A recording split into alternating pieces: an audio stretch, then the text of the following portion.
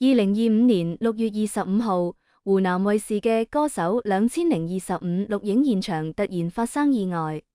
鄭少秋個女鄭欣宜喺拍 VCR 嘅時候，被跌落嚟嘅燈光器材砸中個頭，當場昏迷送去醫院。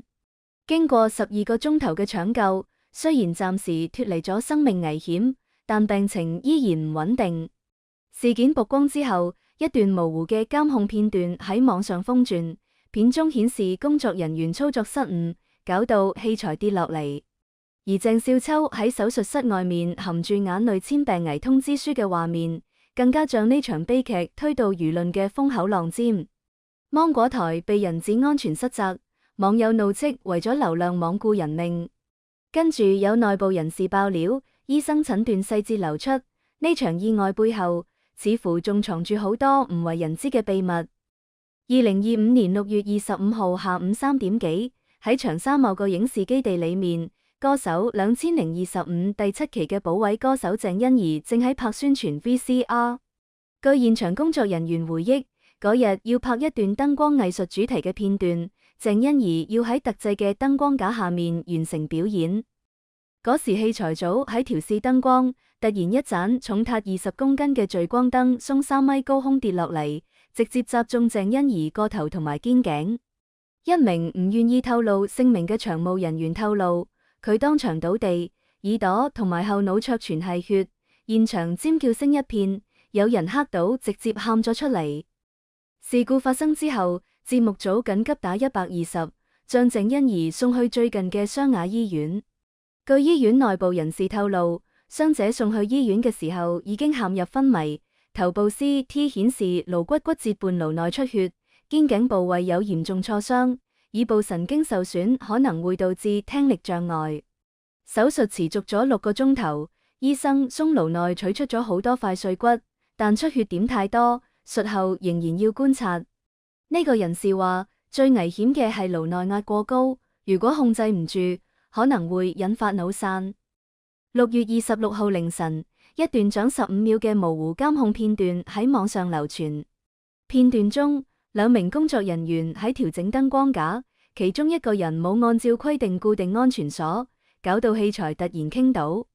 雖然畫面模糊，但網友通過技術分析指出，燈光架明顯超載，而且冇設置防護網，呢個係典型嘅違規操作。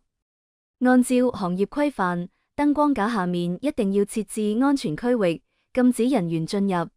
某個影視器材供應商嘅負責人話，呢次事故完全係人為疏忽，節目組嘅安全管理形同虛設。對於呢件事，芒果台仲未正面回應，只喺官方聲明中話會配合調查。但有內部人士向港媒爆料，節目組為咗趕進度，壓縮咗安全檢查時間。器材組都係臨時工，根本冇經過專業培訓。事故發生之後，鄭少秋緊急送香港飛去長沙。據現場記者描述，6月25號晚10點幾，鄭少秋着住黑色西裝，戴住墨鏡抵達醫院，喺手術室門口來回踱步，雙手顫抖。當醫生遞出病危通知書嘅時候，佢摘低墨鏡，眼眶通紅，一定要救我個女。幾多錢我都出。一位護士透露，佢簽字嘅時候手一直喺抖，筆尖戳破咗張紙。簽完之後，佢坐喺椅上面捂住個面喊，嘴裏面念都住欣宜唔好怕，爸爸喺度。鄭少秋同沈殿霞嘅婚姻曾經轟動一時，離婚之後佢長期被人貼上負心漢嘅標籤，但喺呢次事件中，佢嘅表現卻令到輿論態度發生微妙變化。當年肥姐病重，佢偷偷去醫院探望，仲接欣宜返屋企住。香港資深娛記阿 Ken 透露，呢次佢推晒所有工作，全程守喺 ICU 外面，連冠貞花鄭少秋現任太太都冇跟住嚟，可見對個女嘅重視。網友評論兩極分化，有人感慨血濃於水，亦都有人質疑早知如此，何必當初。但無論點樣，鄭少秋嘅父愛喺呢個時候成為輿論焦點。不管佢以前點樣，至少而家係個好爸爸。網友小美嘅評論獲得5萬個讚，希望欣宜可以撐過去，唔好令到爸爸再傷心。跟住事件發酵，芒果台嘅安全管理問題被人推到風口浪尖。一位離職導演向港媒爆料，歌手系列近年收視下滑，為咗製造話題，節目組經常要求藝人完成高風險動作。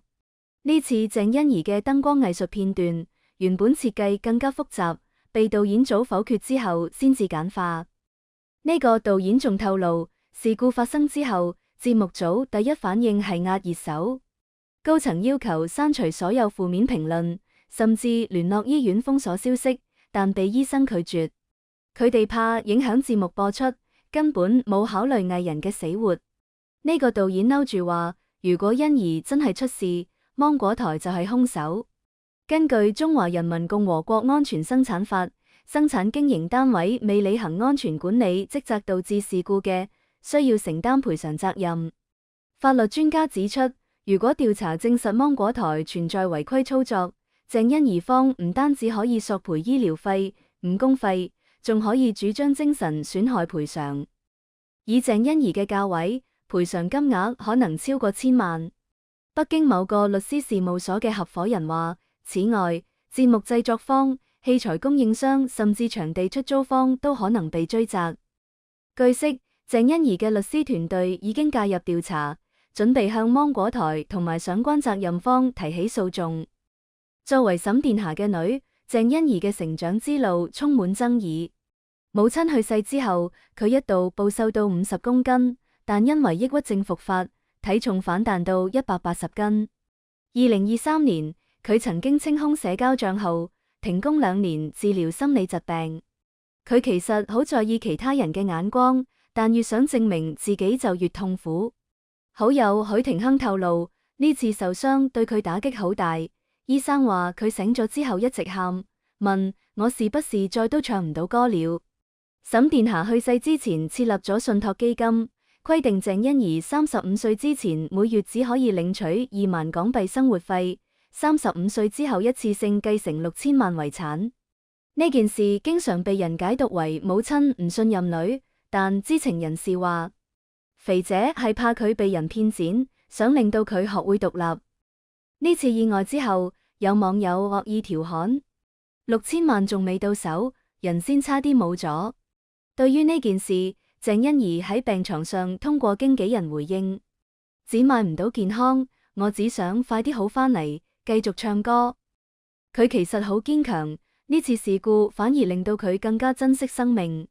經紀人話，等康復之後，佢會用作品證明自己。事件曝光之後，香港網友喺社交平台發起井號，芒果台安全失責話題，閱讀量突破5億。部分激進網友甚至喺芒果台香港分公司樓下抗議，舉牌要求公開道歉，嚴懲責任人。藝人唔係你哋賺流量嘅工具。網友肥馬嘅評論獲得10萬個讚。如果鄭欣宜有事，芒果台一定要負全責。呢個並唔係綜藝節目第一次發生安全事故。2021年，高以翔喺錄製《追我吧》嘅時候猝死。2023年，某個選秀節目練習生鬆高空跌落致殘。